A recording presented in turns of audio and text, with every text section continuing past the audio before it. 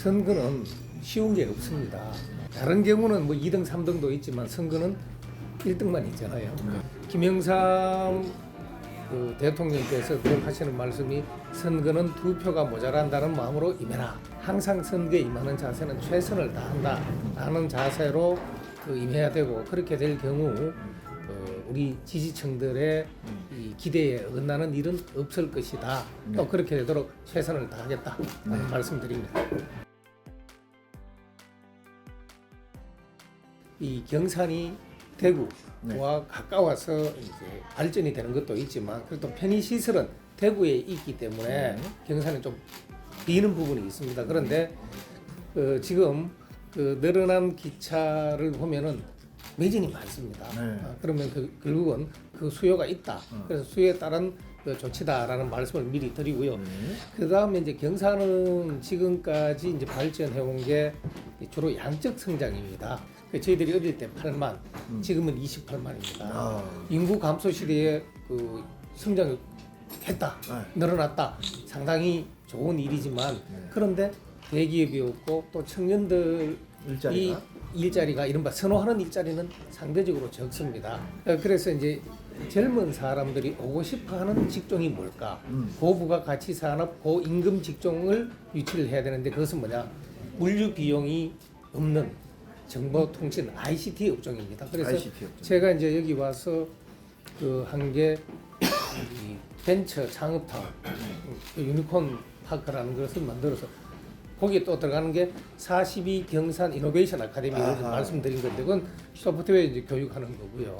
이 윤석열 대통령이 후보 시절에 대구 경북의 경제과학원을 도는 방안을 신중히 추진하겠다라고 말씀을 하셨습니다.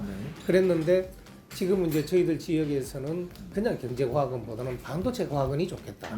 그런데 반도체과학원이 들어서게 된다면 필수적으로 실증센터와 생산 기지가 들어와야 됩니다. 그렇죠. 그게 가장 하기 좋은 데가 경산입니다.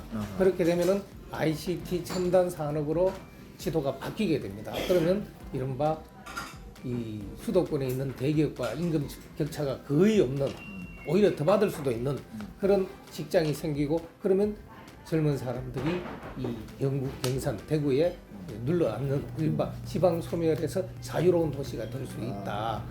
그렇게 생각을 합니다. 이제 이 보도를 하다 보면 때로는 오보를 하게 됩니다. 의도하지 않게 오보를 하고 있는데, 이것도 그럼 어떻게 볼 거냐 하는 건 저희들 좀 더 자세히 봐야 되겠습니다만은, 실수가 잦으면 오히려 받아들여질 수밖에 없는 부분이 있습니다. 그래서 이제 이것도 한번 살펴는 저희들이, 그러나 절대 하면 안 되는 게 있습니다. 언론 자유를 침해하는 일이 있어서는 안 됩니다. 언론 자유를 철저히 존중하는 차원에서 왜 이런 일이 생겼느냐, 혹시 뭔가 시스템에 문제가 있거나 그렇지 않으면은 이 당사자가 편향적 성격을 가지고 있었던 건 의도가 있었느냐, 그런 건 자세히 살펴봐야 되겠죠. 그리고 구조적인 문제도 좀 있습니다. 그게 뭐냐, 지금 포털 뉴스잖아요. 포털을 통해서 뉴스를 접하면서 마감 시간이 없어졌다. 다시 말해서 매 순간순간이 마감 시간입니다. 숙고할 시간이 없는 거예요. 확인하고 따져볼 시간이 있어야죠. 그렇죠. 그런데 그것을 따지는 것보다 빨리 내보내는 게 포털 뉴스 시대는 더 이익이 있거든요. 클릭수도 높아지고. 그러니까 이게 자꾸 속보 경쟁을 하게 됩니다. 그래서 포털 뉴스의 이 개선 과제 중에 하나가 방금 이야기한 것처럼 자극적이고 선정적이며, 그리고 사실 여부, 진실 여부를 확인할 시간이 없는 이 문제를 어떻게 풀어나갈 거냐라는 것이 포털 뉴스의 이 개선의 과제다. 이제 이 사기업이 이제 하는 일인데, 저희들이 자꾸 너무 세세하게 간섭하는 것은 좀 문제가 있을 수도 있습니다. 그래서 상당히 조심스럽게 접근할 수밖에 없다라는 이제 말씀을 먼저 드리고요. 저희들 기본적인 취지는 언론의 다양성, 건전한 공론의 장 역할을 하기 위해서는 여러 의견을 가진 이 언론사들의 의견이 언론사에 다양하게 모여서 국민들에게 접해질 때 건전한 이 공론이 형성된다고 보거든요. 네. 그래서 그 소수의 의견 그리고 우연히 그 CP사라는 거기에 들어가서 그것을 이유로 배타적 권리를 누리는 것은 바람직하지 않다라는 이 입장을 가지고 하여튼 언론 자유를 최대한 존중하며 불필요한 언론 자유 침해라는 인식을 심지 않도록 조심스럽게 하면서 이 문제는 저희들이 접근해 나가겠습니다. 그 이제 쌍특검을 이야기를 하면요 이렇습니다. 그게 이제 도이치모터스 주가 조작 사건이거든요. 네. 주가 조작을 한 당사자가 두 사람 처벌을 받았습니다. 네. 제가 기억하기로는 집행유예로 이렇게 네. 기억을 하는데 정확한 건 저희도 한 번 더 찾아봐야 되고 그 다음 계좌를 이용당한 그러니까 그 계좌를 이용해서 이제 거기에다가 이 주가 조작한 사람들 협조한 것처럼 의심이 가는 사람들에 이른바 쩐주라고 하죠. 91명을 네. 조사를 했는데 한 명이 기소되고 90명이 무혐의 처리됐습니다. 네. 기소된 한 명마저도 1심에서 무죄 판결을 났습니다. 그걸 가지고 아니 특검을 하자 그러면 보다 더 구체적 정황이 드러난 사안에 대해서 특검을 해야 되는 게 맞는 얘기죠. 정상적인 이 사고의 발동 아닌가요? 맞습니다. 그러면 왜 보다 더 혐의가 뚜렷한 것은 안 하고 혐의가 없는 쪽으로 결론난 사건을 이야기하냐 이거예요. 그리고 법 앞에 평등 이야기를 하는데 죄 없으면 저 특검을 받으래요. 민주당 그 성명에 네. 죄가 없는데 왜 수사를 합니까? 그렇죠.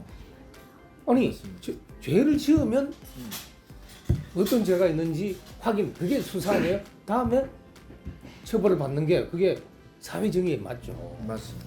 그다음 또 하나 이야기 하고 싶은 게 법 앞에 평등은 죄가 있는데 돈이 많거나 권력이 있다고 해서 처벌 안 받는 것도 법 앞에 평등에 위배되지만 네.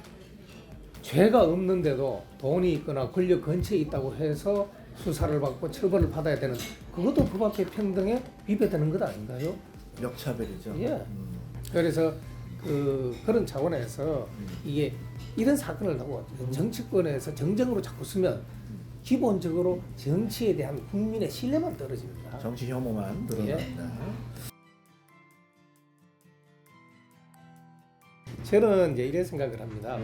언론 자유, 네. 언론 자유는 정치, 경제 권력으로부터 독립뿐만 아니라 조직화된 모든 세력으로부터 독립이 될 때 그때 언론 자유가 제대로 성립된다고 실현된다고 봅니다. 그래서 그렇게 하는 이제 법적 기반이 뭐냐? 저는 그 방송법이 네. 어느 이 정치 세력 또는 경제 권력 조직화된 이 집단에 좌지우지되는 것이 아니라 이 건전한 여론 형성을 위한 공론의 장이 됐다라는 국민들의 이 판단을 동의를 받을 수 있도록 그 시스템을 갖춰야 된다 생각을 합니다. 그런데 이거 조금만 삐끗하면은 어느 자기들 언론이라는 게 이 심판이잖아요. 언론은 남을 규정하는 힘을 갖고 있습니다. 그러면 선과 악도 규정하고 그 바르고 그름에 규정도 하게 됩니다. 그러면 그것을 사실 그쪽에 이 규정을 받아들이는 것보다는 그 규정하는 집단을 자기 통제하에 두려고 하는 생각은 모든 사람이 아마 갖고 있을 거예요. 그렇죠. 이것을 끊어야죠. 하면 안 되죠. 안 하도록 어떻게 이 법과 제도를 만들 거냐. 언론이 가져가야 할 이익을 포털이 좀 저희들이 볼 때는 좀 가로채 가는 게 또 있습니다. 그래서 그런 부분도 뭐 예를 들어 AI에 연구를 할 때 뉴스 컨텐츠를 무상으로 사용하겠다라는 거라든지 그런 부분은 어떻게 규정을 해야 이 언론사가 가지고 있는 컨텐츠를 제각받고 이 제공하고 또 그 재원을 바탕으로 더 나은 언론 환경을 만드는데 네. 예? 할 수 있잖아요. 그래서 그런 시스템을 갖추도록 하는 것도 하고 해서 언론이 과거와 같이 그 국민들의 신뢰를 받을 수 있도록 그렇게 좀 하려고 합니다.